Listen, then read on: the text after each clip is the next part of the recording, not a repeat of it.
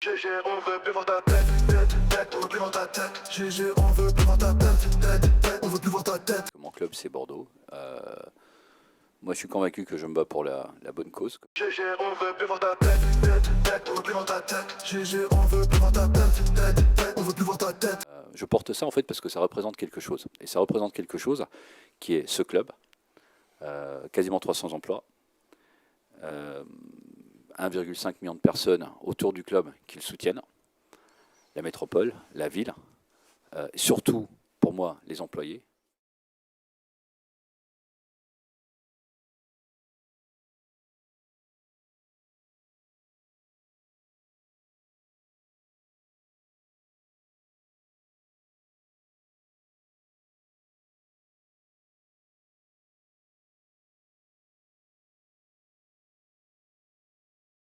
Au niveau de tout ce qui tourne autour de ce club-ci, se retrouver avec grosso modo 13 millions de dettes sur le bilan, ça en fait un des meilleurs clubs sans doute, non pas en France, mais en Europe. Beaucoup de gens se posaient beaucoup de questions et aujourd'hui on a des réponses à tout. Donc d'abord, bien sûr, sur les finances, puisqu'on sait très bien qu'on a réussi à réduire la dette de façon importante. On a réussi à réduire la masse salariale qui est le plus gros coût du club. Donc on se retrouve avec un club qui est dans un état qui est le terme top n'est pas très adéquat pour des discussions financières, mais qui est vraiment dans un état qui est topissime, avec énormément d'efforts de travail. Sauf qu'on aurait pu faire tout ça sans les limitations qui avaient été mises en place dès juin. Le club a réussi de faire face à un énorme défi, c'est-à-dire de remplir et de cocher toutes les cases, tout en étant un peu menotté dans sa capacité à le faire. Et c'est pour ça que j'ai remercié et je suis très fier des équipes en fait qui ont bossé. Dans notre cas, comme il y a énormément de travail, là les dernières nuits, elles ont été extrêmement courtes parce qu'on a travaillé sur beaucoup de choses. Quelque chose qui est beaucoup plus propre, c'est-à-dire qui est financièrement, état d'esprit. Maintenant, je pense qu'on est dans les clous, même en dessous. Et vous devez être au diapason financièrement par rapport à ça. Donc nous, tout ce qui peut se passer, c'est dans le budget, et tout ce qui peut se passer de bien, c'est pas dans le budget, donc ça sera bonus. Donc à partir de là, oui, bien sûr. Petit résumé, donc il y avait quasiment une centaine de millions d'euros de dettes. Et aujourd'hui, elle a été réduite à 3 millions. Donc c'est ce qui reste aujourd'hui. On a non pas la moitié, mais on a plus de la moitié de masse salariale coupée. On a une réduction du staff depuis 2019 de 50%. Et hors loyer du stade, on a une réduction des coûts de structure de 10 millions.